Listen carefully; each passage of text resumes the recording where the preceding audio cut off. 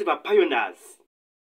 Amakuru meza, amakuru yo kwishimirwa, amakuru y'umunezero kuri bumpayona wese umayininga Pi network. Wow. Yes. Ngari amakuru meza cyane. Ndagira ngo mbabwira yuko abantu mwaye mufite ikibazo cya tentative KYC ngo uyu muti wabonetse. Ngo uyu muti wabonetse. Ha.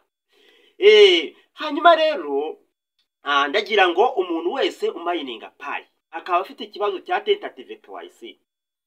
Iki kintu ngiye kukubwira gerageza ugikore uko ushoboye kose kandi tugikora none ahangaha. Biriya bintu byo kuvuga ngo nzagikora ejo biriya bintu mana nyagasani mwibuke yuko ari byo byatumye tugira ikibazo cyo gutinda muri tentative KYC. Si tentative KYC noneho yonyine ndetse na wa muntu wari ufite ikibazo cya KYC. Umwe afashe KYC yakora KYC akaza gushiduka yishema ikintu araza kongera gusubizwa KYC ahite yongera isubiremo. Amakuru meza rero. Okay. Aya rero ni amakuru meza cyane, ni amakuru yo kwishimirwa, ni amakuru yarakenewe ku bantu benshi cyane, aho umubare munini cyane w'abapayona uri muri tentative KYC. Iyi rero ni inkuru nziza cyane. Reka no mbanze mbasuhuze mbahe ikaze mu kiganiro mbabwira ngo muraho neza, Imana ikomeze bane namwe ibe mu ruhande rwanyu.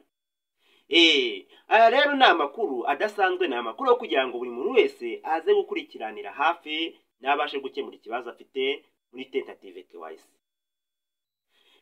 Cyane cyane rero nkunda kubwira abantu bashyashya, abantu baza batugana mukuru uyu muyoboro mbabwira ngo mujye mwibuka gukanda subscribe hanyuma mukandi ukunzogera kugira ngo namwe ibiganiro byose binyuze kuri Pi Mining TV namwe zajye bibageraho. Nawe uramaze gukanda subscribe, ukanda like, sharing, usiga igitekerezo cyawe muri comment. Yes mbahaye ikaze. Twagarutse rero mu kiganiro cya Pi network.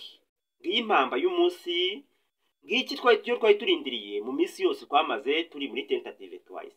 Murabizi yuko habaye ikibazo cyo kuba migration zaye zarahagaze aho hari yagiye gushira hafi amezi angahe 5 tutabona migration. Uyu munsi rero hongewe gutangwa indi update iri buze kudufasha gukemura ikibazo cya tentative KYC. Aha rero nta yindi update dufite. Iyi update usabwa kugira ngo ukemure kandi byihute cyane ni ukujya muri Pi apps cyangwa muri apps ya Pi ndetse na apps ya Pi browser hanyuma ukore update. Ibi rero biraza kugufasha iki?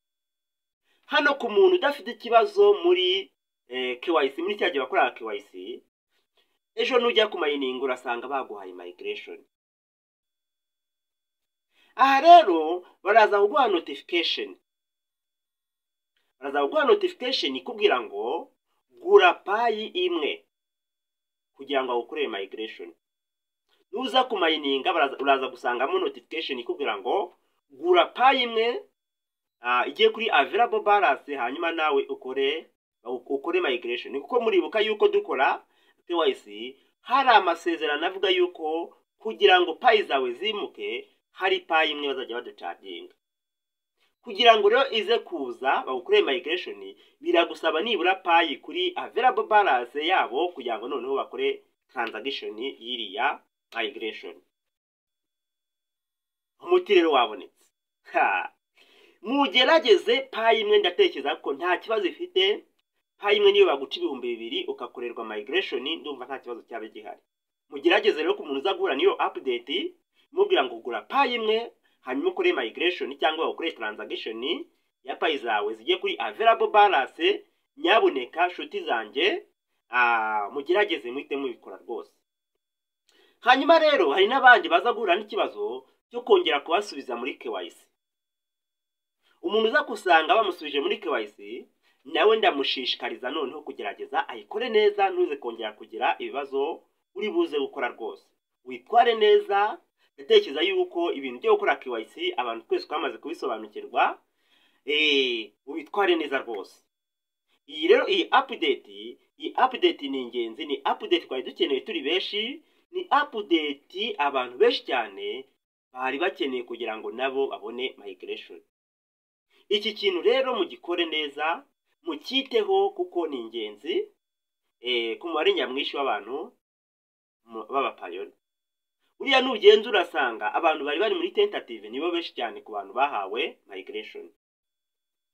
Guys, shuti zanjye bapayoners, uyu ni umunsi mwiza rero kugira ngo twese dukemure ibyo bibazo. Ndatekereza ko mu buzima bw'umuntu nta muntu ushobora kuba yabura inote y'igihumbi, icyabiri, icyaringo cyangwa bibiri kugira ngo agure payi ashyire kuri available balance.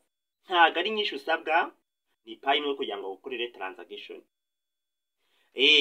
Aha rero nuza kugira ikibazo aze kumbwira, muhereza umuntu abagura payi kandi arizewe 100%, agufasha ugure payi ushyire kuri available balance yawe maze uze guhabwa migration.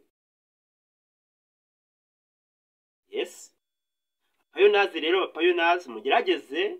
Aya ni amakuru meza cyane, ni amakuru numvaga ntashaka kwihererana kuri iki gicamunsi.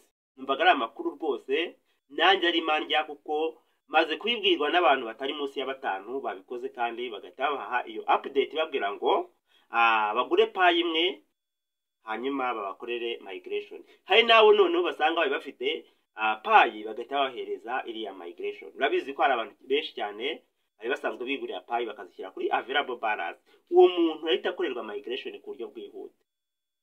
Tugerageze rero dukemure icyo kibazo kugira ngo natwe tubone igisubizo cy'ibyo twavunikiye mu myaka myinshi cyane. Okay, bapayoners rero, bapayoners, aya ni amakuru numvaga nanjye nkwiriye kubahereza kugira ngo natwe tubashe gukemura bino bibazo twahezemo bya tentative. Nimba rero ufite ikibazo cyangwa igitekerezo, karibu muri comment duhuriremo maze mushyiremo ibibazo mufite, ibisubizo ndetse n'inyunganizi kugira ngo dukomeze tuzamurane umunsi ku munsi. Kandi babwire ngo bayi, tubongeye tubonane mu yandi makuru akurikiyeho. Ndabakunda.